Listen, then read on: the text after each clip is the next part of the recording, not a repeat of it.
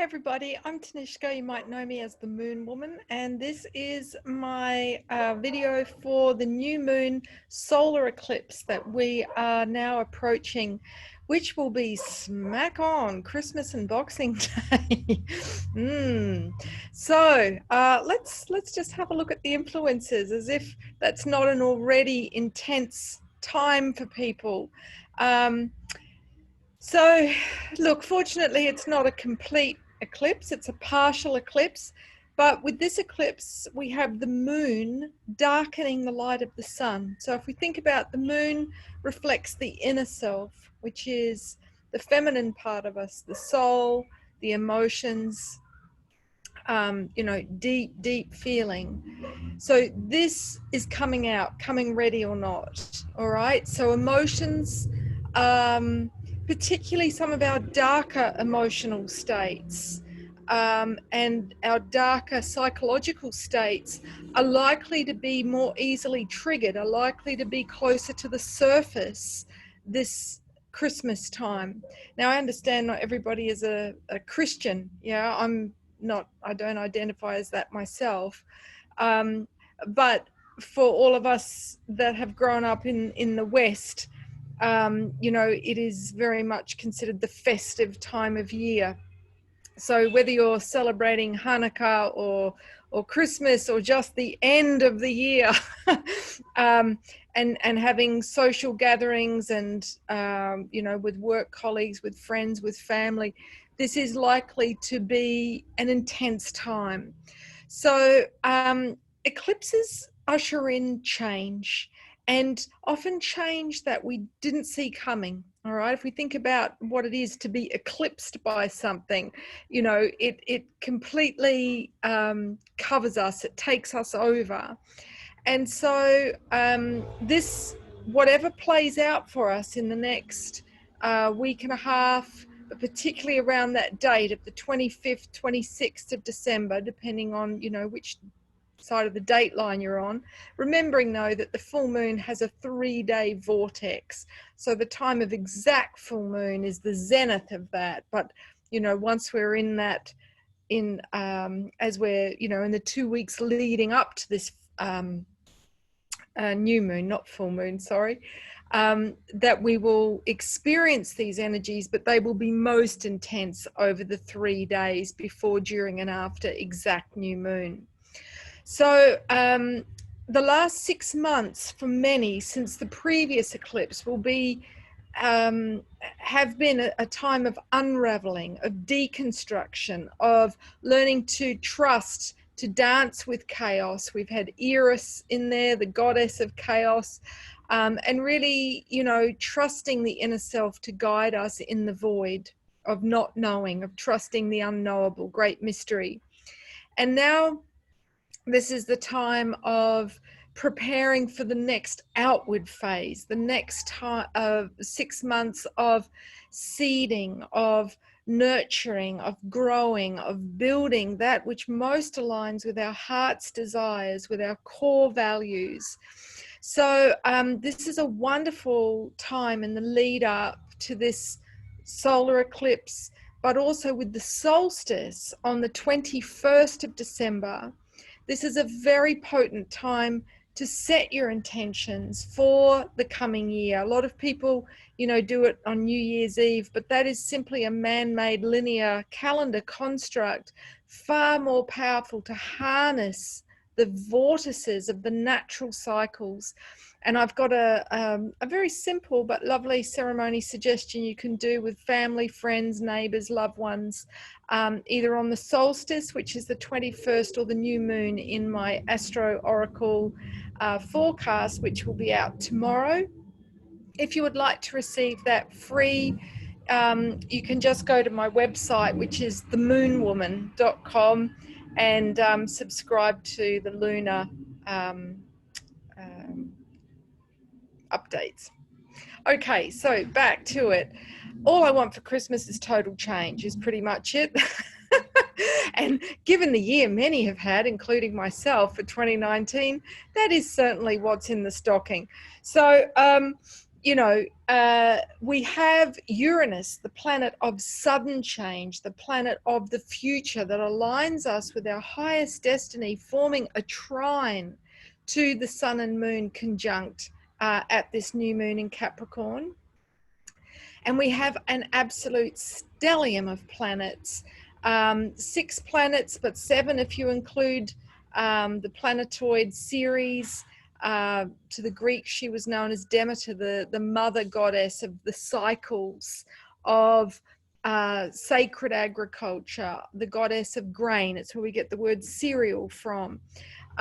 So all in Capricorn, okay, all in earth signs, I should say, but we've got an absolute stellium of things in Capricorn. We've got Sun, Moon, Venus, Jupiter, all in Capricorn. And Capricorn, whenever it's, you know, new mooning in a sign, we are often confronted with the shadow traits of that sign. So the darker side of that sign. So regardless of when we're born, we're likely to experience those traits come up. And shadow Capricorn is being often controlling, very rigid. We might experience it in our body with joint pain or, you know, sort of skeletal issues. But we might get particularly controlling about our Christmas plans, how we want things done, who's cooking what. So just be mindful of not being so much the authoritarian that you become oppressive, that you take the joy out of the season.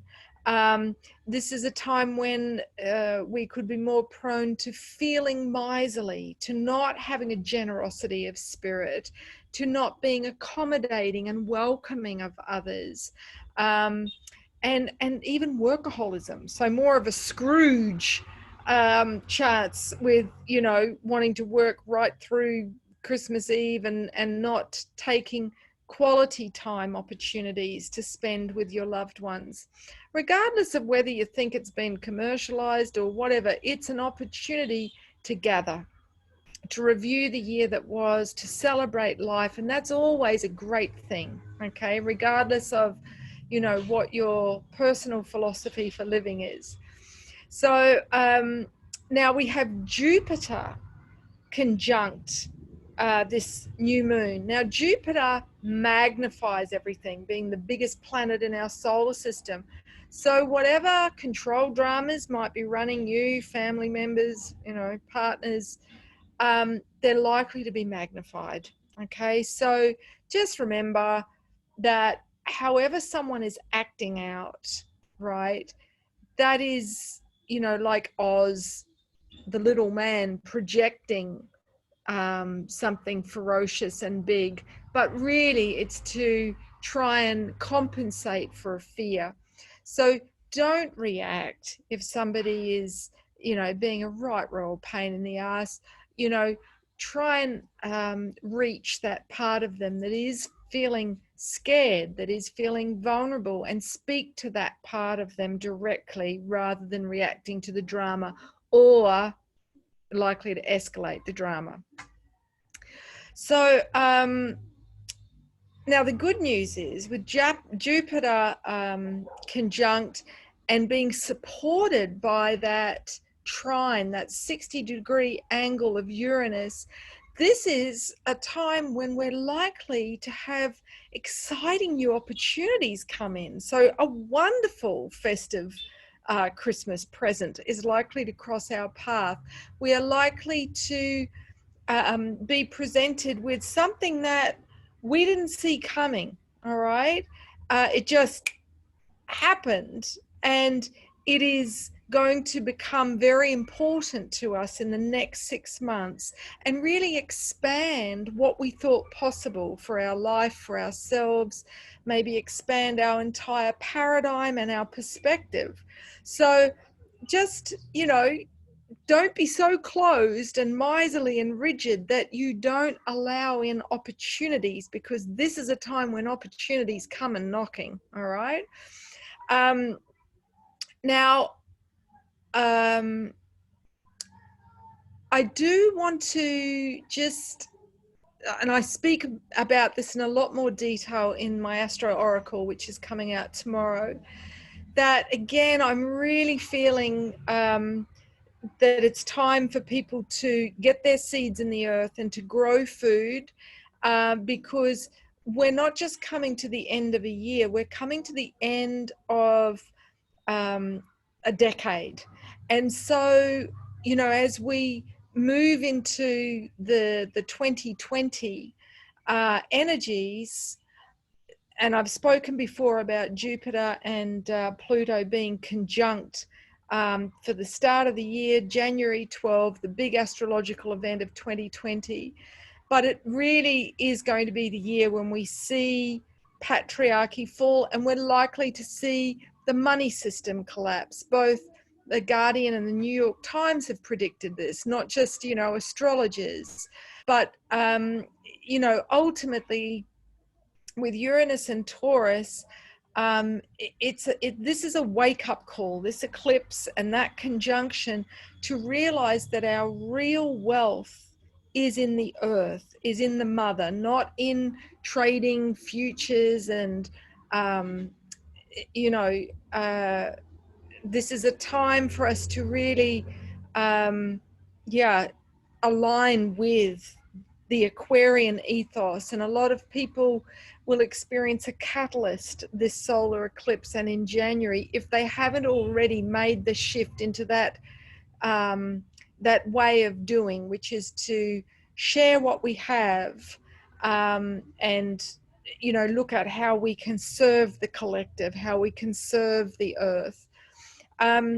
So this solar eclipse, it's conjunct the south node. Now the south node, lunar node, an eclipse is always conjunct either the north or south node, that axis. But the south node represents our collective past, our past lives, our ancestral, inheritance.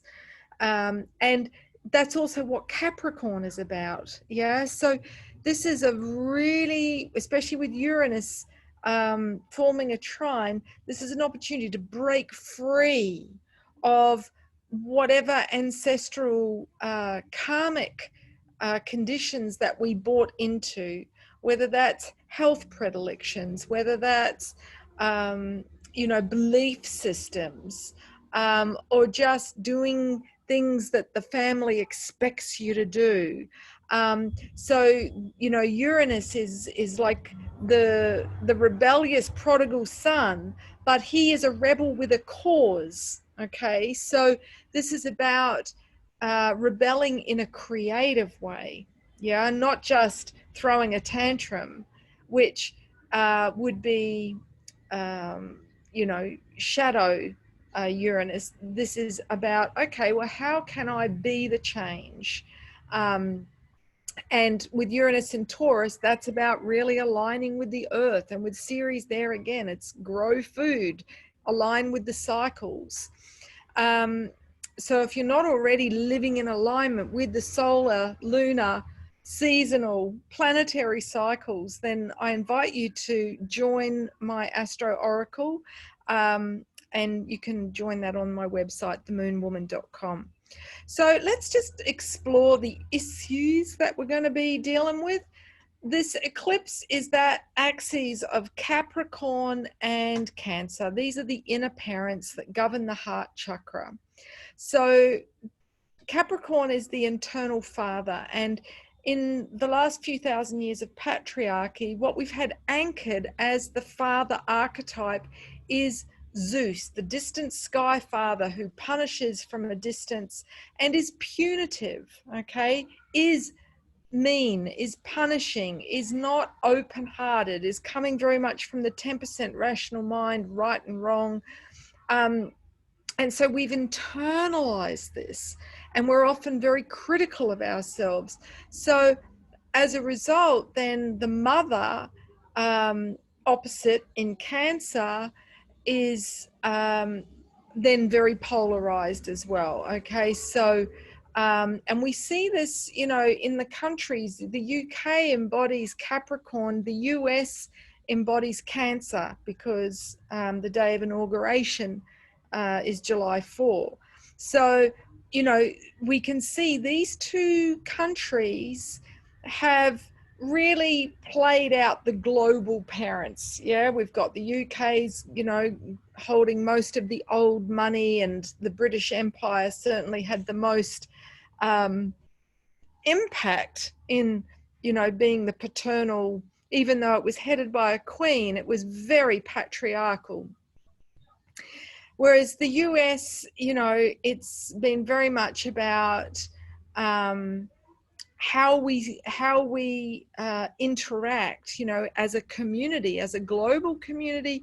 You know, if we think about the US, they're indoctrinating the youth into a war paradigm with military style games and parades like football, and then the women cheering them on and the band cheering them on, but it's war, war, war. I watched a very confronting but important film which was on Netflix this week called Concussion, detailing just, you know, how not surprisingly, the percentage of men who experience concussion playing gridiron, and yet it's still, you know, it should be outlawed. It's so, and the number of ex-footballers that then suicide due to brain injuries, creating so much mental illness, it becomes unbearable. So, you know, this is a time when we are going to be questioning the values of the false mother-father, the mother and father of the patriarchal era, where, you know, the mother, i.e. America, has, you know, overcompensated for fear of not being able to protect the vulnerable with, you know, border control and being the aggressor, and creating war, and having this war indoctrination with, you know, the football culture, which is basically to be a rebel without a cause. I mean, it's point scoring and that's it. It's not serving something greater than themselves. So this is a time for us questioning, you know, who's got the money and why. You know, this is, Capricorn asks us to consider, what is our legacy? What are we leaving for the next 7 generations? And it's a time of really reviewing our commitments. So some people might get engaged, might take out a mortgage, might fall pregnant during this eclipse, but it's also a time to review the commitments that we do have. Are they really aligned with our core values? And are they sustainable for us personally, for the earth, for our loved ones? You know, I'm very much about social sustainability. Yeah, if we cannot thrive personally and in our relationships, we are too overwhelmed to be able then to be custodians of the planet. So these are the issues that are going to be coming up for us. So, you know, don't be a martyr this Christmas. You know, really enlist the support of everyone around you. Community is the strength of Cancer that will help balance the shadow of Capricorn. So if you find yourself going into feeling miserly and rigid and controlling, then exercise positive Cancer, the opposite axis or sign on the axis, and really enlist the support of family, of community. You know, getting everyone involved in the preparation, in the decorating, in the gift buying, if that's what you're doing, in the cleanup. Yeah. If we don't ask, you know, it doesn't happen. So Uranus is challenging us to take right action. Okay, so there may be showdowns potentially between fathers and sons, or between you know, daughters that have borne responsibility in the family, and the patriarch of the family. So we've got a very tight square happening on The 22nd, and so, you know, again, coinciding with the solstice, and again, the 25th, 26th window of Christmas Boxing Day. So this can evoke sudden changes in relationships. So, yeah, things could come to a head, but honestly, they've probably been coming to a head for a while, and then this is, you know, what's needed to usher in a new way forwards. So this is a time for reviewing our shift when it comes to our values and where we put our wealth. So more than ever before, people are likely to really question buying stuff. Yeah, the world is choking on stuff. We do not need more stuff. And it is often a compensation for emotions that are not being acknowledged and honored. So, you know, look at how you invest your time, your money, your effort this Christmas. It might be that you donate some time at a shelter rather than, you know, maxing out your credit card.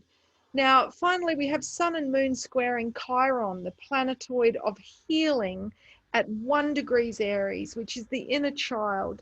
So this is a window for wounding and healing, depending on how we navigate it, how we respond.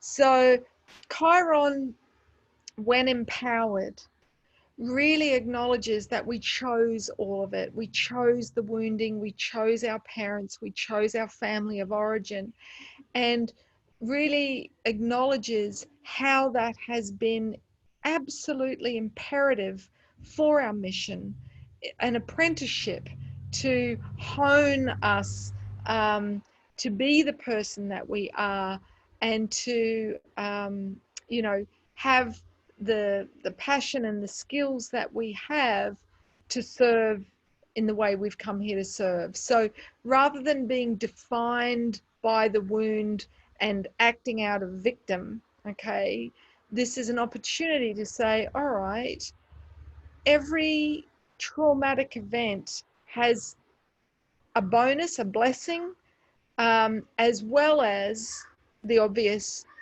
negative impact.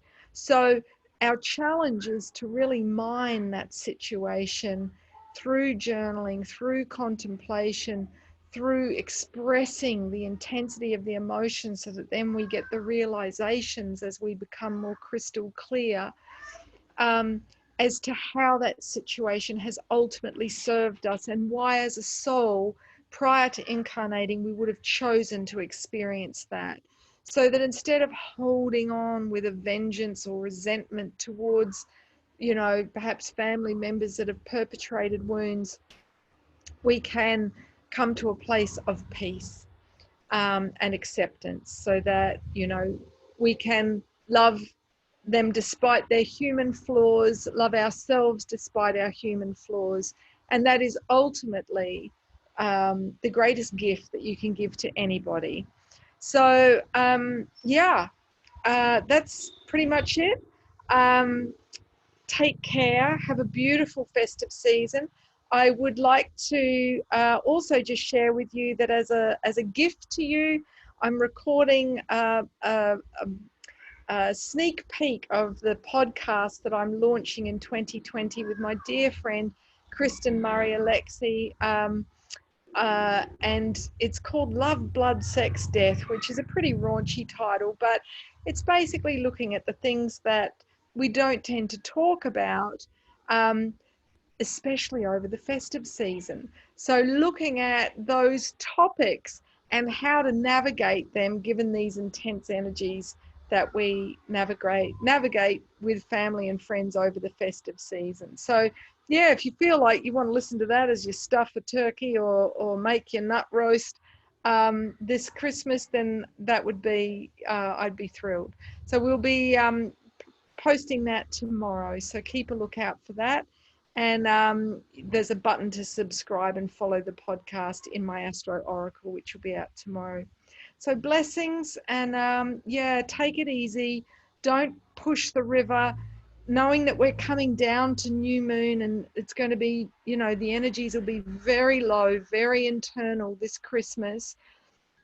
Less is more. Okay, it's better that your presence is heart-centered rather than risking burnout by trying to overdo and, you know, try and do something with all the trimmings if you don't have the energy and enlist support. Okay, so take it easy, and blessings on your festive season and on your new moon.